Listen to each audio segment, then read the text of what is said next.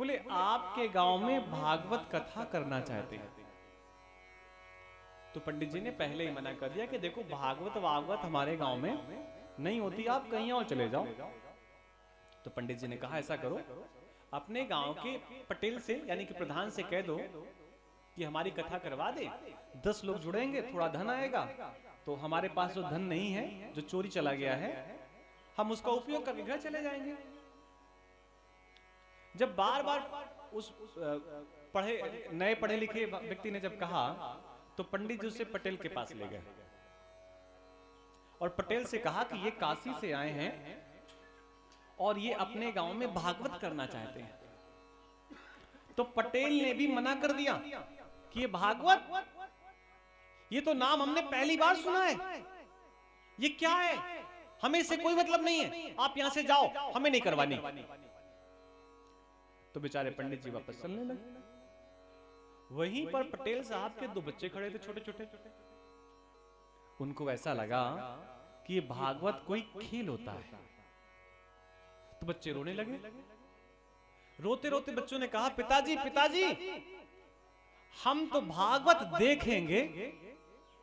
अब बच्चों की इच्छा पिता पूरी करता है। तो पटेल साहब ने कहा ऐसा करो, पंडित जी को बुला लाओ, भागवत शुरू करवाते हैं।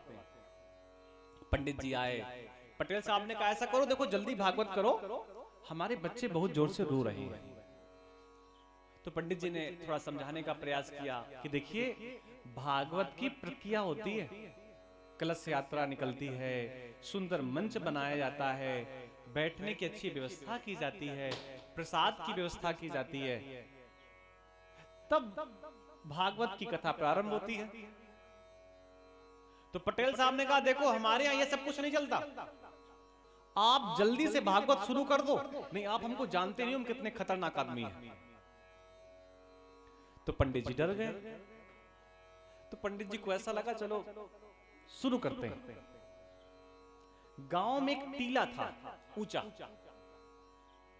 और उस टीला में पंडित जी को ऐसा लगा इसी में बैठेंगे तो ऊंचे स्थान पर बैठ जाएंगे और नीचे स्थान पर सब लोग बैठ जाएंगे, सामने दिखाई देंगे और कथा प्रारंभ हो जाएगी।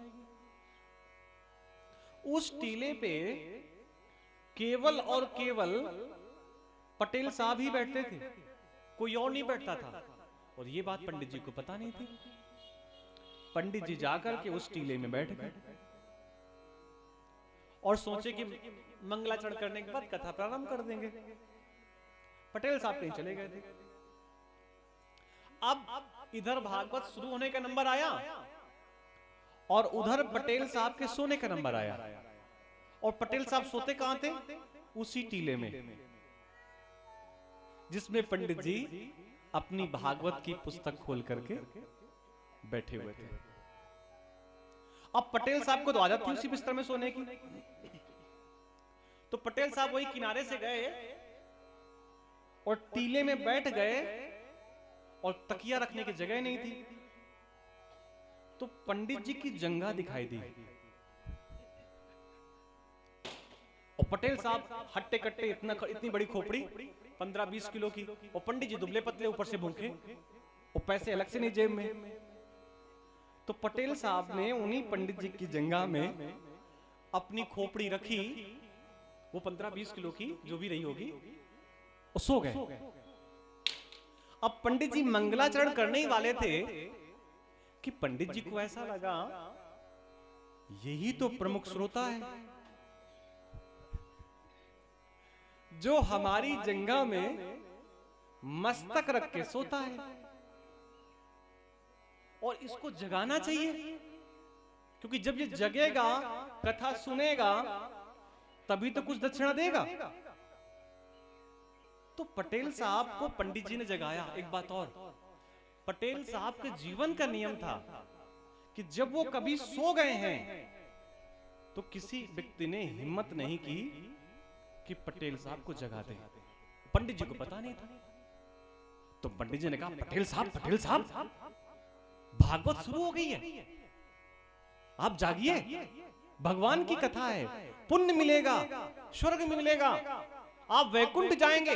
और पटेल साहब ऐसे सो रहे थे कि उनकी नाक बज रही थी। इसी को अंग्रेजी पढ़े लिखे लोग कहते हैं साउंड स्लीप, आवाज वाली नींद।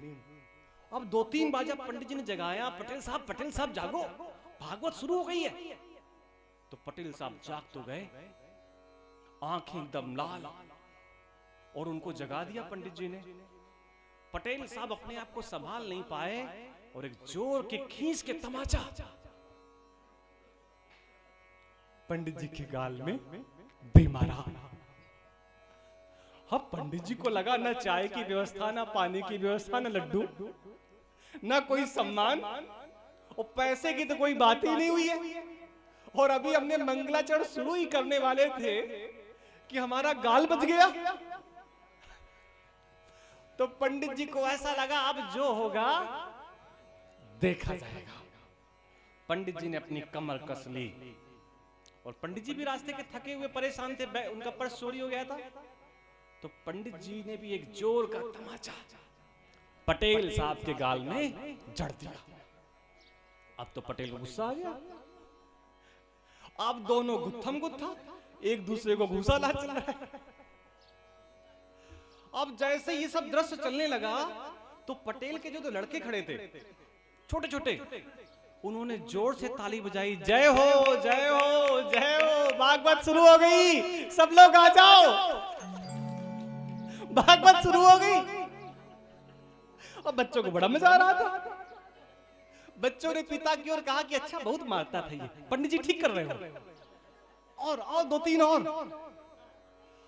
वो पंडित जी पटेल दोनों एकदम गुत्थम गुत्था चल रहा है, घूसा ला। गांव में पहले खौड़िया हुआ करती थी, जिसे खौ कहते हैं, अन्न भरा जाता था उसमें। तो दोनों लड़ते लड़ते उस खौड़िया में गिर गए। पहले पटेल गिरे, ऊपर से उनकी छाती में पंडित जी गिर पड़े। अब गांव के लोगों ने आसपास से घेर लिया कि क्या हो रहा है, क्या हो रहा है। पूरा गांव इकट्ठा हो गया, मजमा तैयार हो गया। तो आगे के लोग तो देख पा रहे थे क्या हो रहा है। पीछे वालों ने आगे वालों से पूछा कि भैया ये बताओ अब भागवत में हो क्या रहा है, हम तो नहीं देख पा रहे पीछे से। तो जो लोग आगे झांक रहे थे उन्होंने कहा इस समय भागवत महारानी पटेल की छाती में चढ़ी हुई बैठी है। अब लोगों ने जाकर के सूचना पटेल की बहन और उसकी पत्नी को दिया। उन्होंने कहा क्या हो रहा है? बोले भागवत हो रही है, जल्दी चलो प्रसाद लेकर के। पहली बार भागवत सब लोग देख रहे थे। गांव के लोग बहुत प्रसन्न थे, दृश्य बड़ा अच्छा लग रहा था। तब तक तो पत्नी जैसे आई तो लोगों ने रास्ता दिया, इन्हीं के पति भागवत करवा रहे हैं, इनको जाने दो। पत्नी ने झांक करके देखा, बहन ने झांक करके देखा, तो पहले तो खुश हुई कि हमारा पति इतना पुण्य का काम करवा रहा है। लेकिन जब पत्नी ने देखा कि हमारे पति की रक्त कणिकाएं बह रही हैं, खून निकल रहा है नाक से कान से, और पंडित जी तमाचा बराबर दिए जा रहे हैं, तो पत्नी ने कहा भागवत हो रही है तो बहुत अच्छा है, लेकिन अब हमसे भागवत देखी नहीं जा रही है। कुछ ऐसा करो कि अब ये भागवत आज इसकी आरती हो जाए यहीं से।